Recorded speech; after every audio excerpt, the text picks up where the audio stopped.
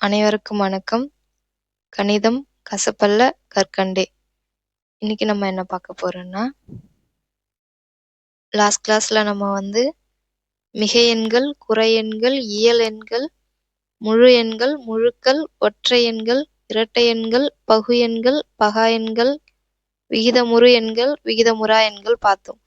அதுல ஒரு சில கான்செப்டை நம்ம பார்க்காம விட்டுருக்கோம். அதை மட்டும் இன்னைக்கு பார்த்துருவோம். கூட்டல், கழித்தல், பெருக்கல், வகுத்தல் பார்க்கலாம்னு சொல்லியிருந்தோம். அதை நெக்ஸ்ட் கிளாஸ்ல நம்ம பார்ப்போம். லாஸ்ட் கிளாஸ்ல ஜீரோவை பத்தி சொல்லியிருந்தேன். ஜீரோ அப்படின்றது ஒரு மிகை எண்ணும் இல்லை, குறை எண்ணும் இல்லை அப்படின்னு சொன்னோம். பாசிட்டிவ் நம்பர்ஸும் இல்லை, நெகட்டிவ் நம்பர்ஸும் இல்லை. ஜீரோன்றது பகா எண்ணும் இல்லை, பகு எண்ணும் இல்லை அப்படின்னு சொல்லிட்டோம். ஆனா ஜீரோ அப்படின்றது இரட்டை எண்ணா ஒற்றை எண்ணான்றதை நம்ம சொல்லவே இல்லை. அதை இன்னைக்கு பார்ப்போம். என்ன நம்ம பார்த்தோம்னா, ஜீரோ என்பது மிகை எண்ணும் அல்ல,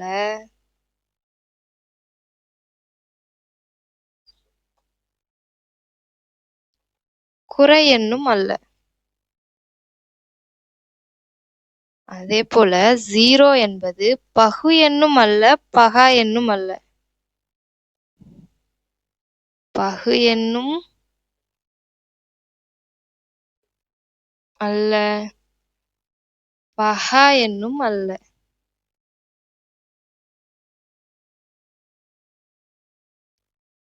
ஆனா ஜீரோ ஒற்றை எண்ணா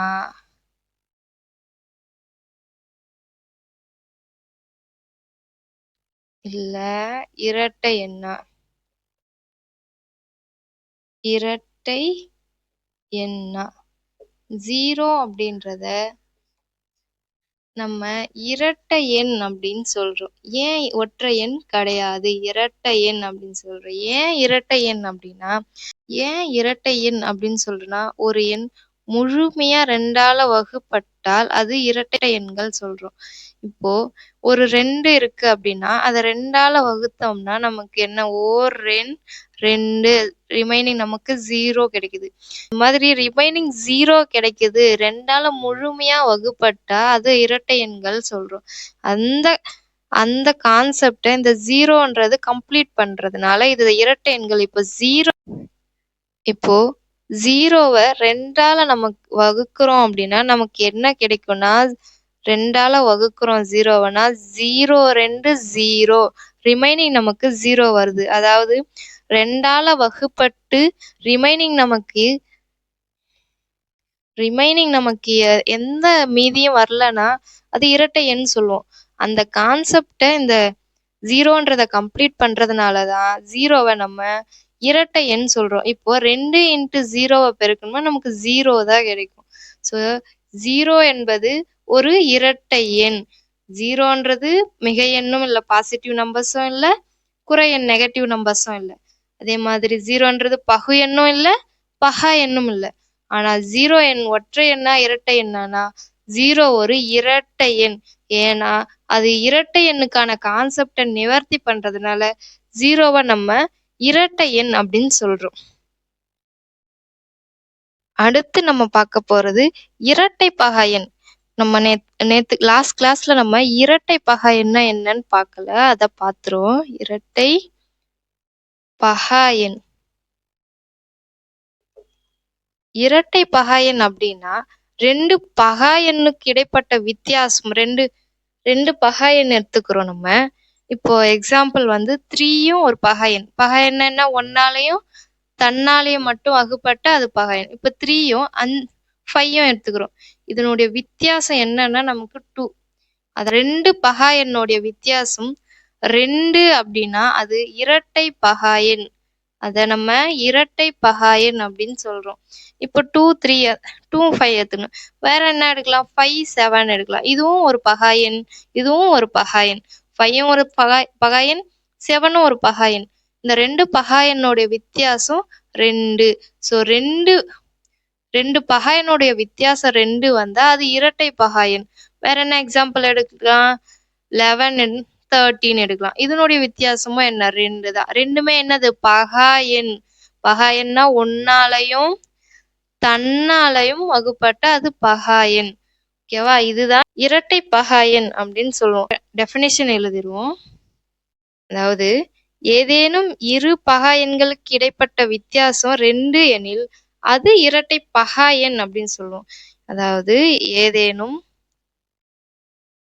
இரு பகாயன்களுக்கு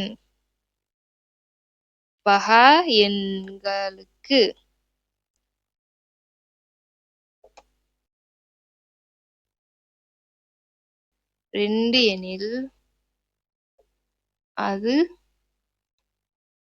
இரட்டை பகாயன். எக்ஸாம்பிள் என்னென்ன சொன்னோம்? 3, 5. 3க்கும் 5க்கும் இடையில என்ன இருக்கு? 2 இருக்கு. அப்புறம் 5, 7. 5க்கும் 7க்கு இடையில என்ன இருக்கு? 2 இருக்கு. அப்புறம் 11, 13. 13க்கும் 11க்கும் 13க்கும் இடையில 2 இருக்கு. இதுக்கு வித்தியாசம் 2, இதனுடைய வித்தியாசம் 2, இதுக்கோட வித்தியாசம் 2. ஸோ இது என்னன்னா ஒரு இரட்டை பகாயன். இந்த நம்பர்ஸ்லாம் வந்து ஒரு இரட்டை பகாயன். இதுக்கான எக்ஸாம்பிள் இது. ஓகே, பகாயனுக்கும் பகுஎண்ணுக்கும் உள்ள பேசிக்கான சில விஷயங்கள் பார்க்கலாம். முதல் பகாயன் எது அப்படின்னா, முதல் பகாயன் என்ன என்ன சொல்லியிருக்கோம் நம்ம? முதல் பகாயன் அப்படின்றது 2. இரட்டைப்படை எண்களில் வரக்கூடிய ஒரே ஒரு பகாயன் 2. அதே முதல் பகு எண் என்ன அப்படின்னா, என்ன முதல் பகு எண் அப்படின்னா 4. முதல் பகு எண் என்னன்னா 4. முதல் ஒற்றைப்படை எண்களின் பகாயன் என்ன? ஏன்னா இது இரட்டைப்படை எண்களுடைய பகாயன் இது ஒண்ணு மட்டும்தான். அது என்னன்னா 2. முதல் ஒற்றைப்படை எண்களின் பகாயன் அப்படின்றது என்னன்னா 3. முதல் ஒற்றை எண்களின் பகாயன் 3. முதல் ஒற்றை எண்களின் பகு எண் என்ன அப்படின்னா, முதல் ஒற்றை எண்களின் பகு எண் என்னன்னா 9. 9 தான் வகுக்க முடியும். 1யோ 3, 5, 7 இது எல்லாமே பகா எண்ல வரும். பகுக்கக்கூடிய ஒற்றை எண் அப்படின்றது 9 மட்டும்தான் பகுக்கக்கூடிய ஒற்றை எண்கள். முதல் இரட்டை பகாயன் எது? நம்ம சொன்னோம்ல, முதல் இரட்டை பகாயன் என்னன்னா 2 மட்டும்தான். வேற எந்த நம்பர்ஸும் பகாயன் இரட்டை நம்பர்ஸ் பகா எண்ணுல வராது. இதே முதல் இரட்டை பகு எண் என்ன அப்படின்னா 4. முதல் இரட்டை பகு எண் 4. அடுத்து 100 வரைக்கும் உள்ள பகா எண் என்ன? நேத்தே பார்த்திருப்போம், இருந்தாலும் இன்னைக்கு பார்ப்போம். முதல் 100 வரை பகா எண்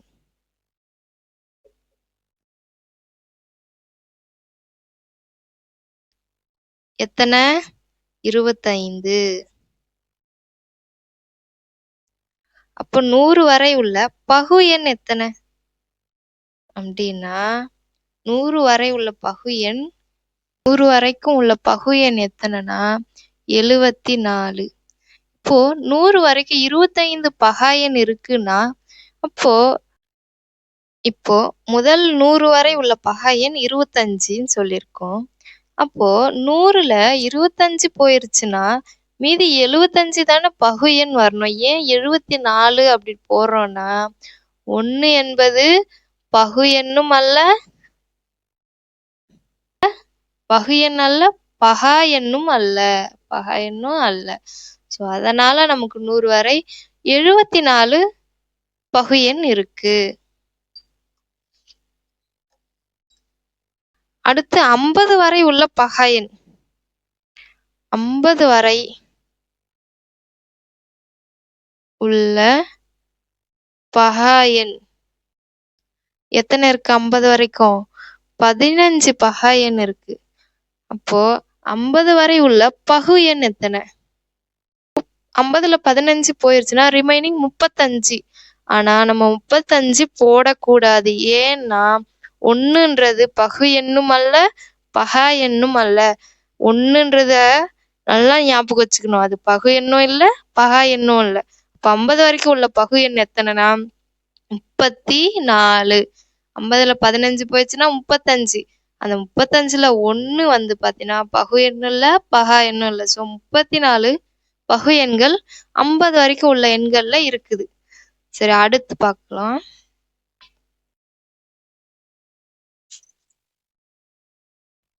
இப்போ 1ல இருந்து 50 வரைக்கும் பார்த்தோம்.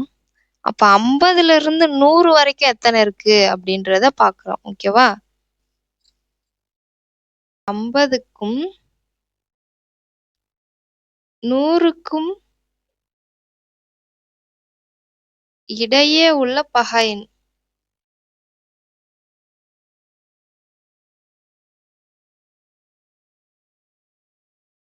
எத்தனை இருக்கு? 50க்கும் 100க்கும் 50 to 100 வரைக்கும் பார்த்தோம்னா 10 பகா எண் இருக்கு.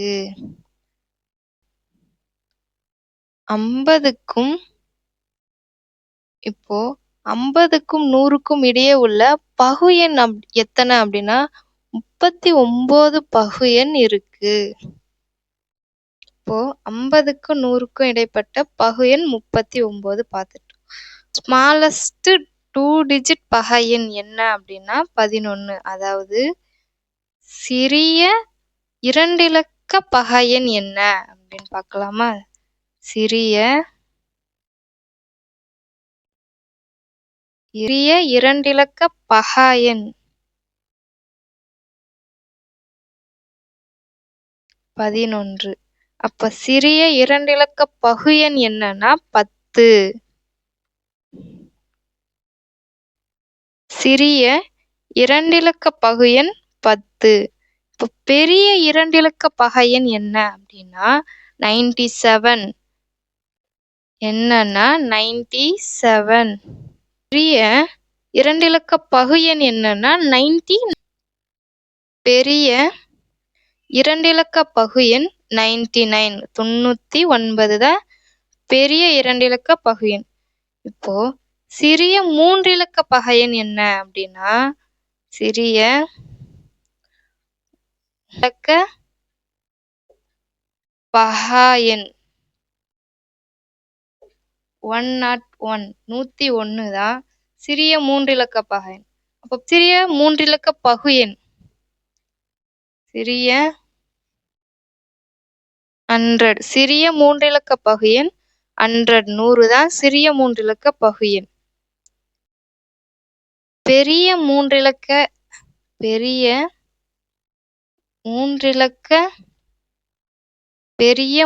இலக்க பகா எண் என்னன்னா 997. 997 தான் பெரிய 3 இலக்க பகா எண். அப்போ பெரிய 3 இலக்க பகு எண் என்ன? பெரிய 3 இலக்க பகு எண் அப்படின்றது 999. 999 தான் பெரிய 3 இலக்க பகு எண்.